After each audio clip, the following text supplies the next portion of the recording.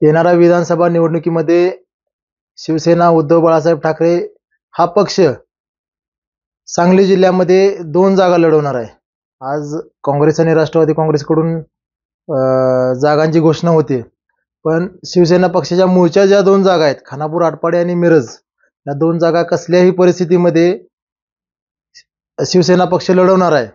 आणि ज्या पद्धतीनं लोकसभेच्या वेळेस काँग्रेस आणि राष्ट्रवादी काँग्रेस पक्षाने जी गद्दारी शिवसेना पक्षाबरोबर आणि महाविकास आघाडीबरोबर केली, ती जर भविष्यात जर त्या पद्धतीने प्रयत्न केला तर ह्याची किंमत तुम्हाला संपूर्ण महाराष्ट्रामध्ये मोजावी लागेल.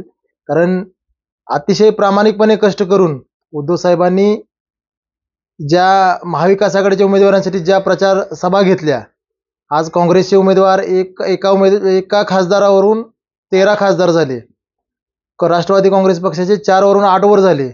ह्याचं पूर्ण श्रेय आदरणीय उद्धव साहेबांना जातंय.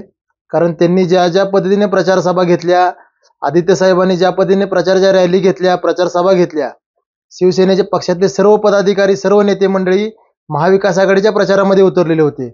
पण ते चित्र कुठं सांगली जिल्ह्यामध्ये बघायला मिळालं नाही कुणाला. इथं कुठलाही काँग्रेसचा नेता प्रचाराची सभा घेण्यासाठी आलेला नव्हता.